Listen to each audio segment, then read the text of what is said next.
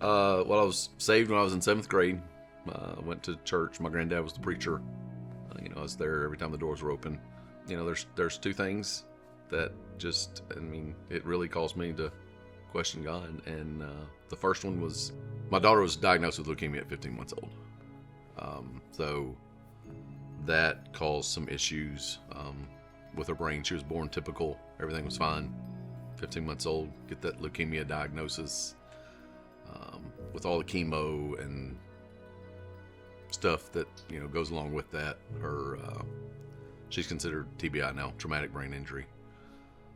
So I grew up with a brother with special needs, and I always heard my parents say, I hope that we go first, or I hope that he goes first, so we don't have to find anybody to take care of him.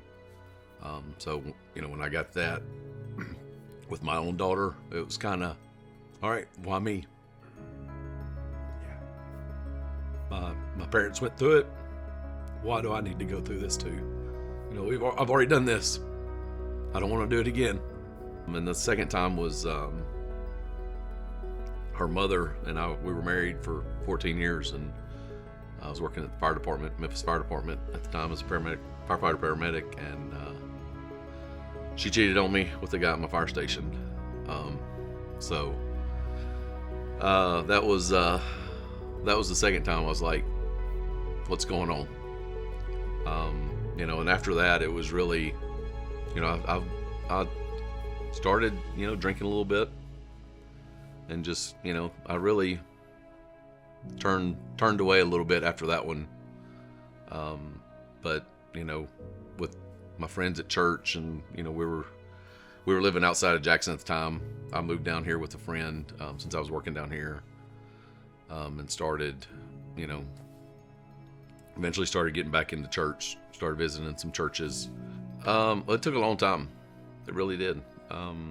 You always heard the Bible verse, if God is for us, who could be against us? And I take that now as, God is never going to give us something that we really can't overcome, because He is going to be with us for everything. But just with my friends and through the church, and was just able to get back on, focusing on God and what really was important. To anybody out there that might be going through a similar situation or situations like this, turn to Christ, this first and foremost, and just keep hope, because with Christ, He's not going to let you down. He's not going to turn away from you. With Him, all things are possible, and He's got your back.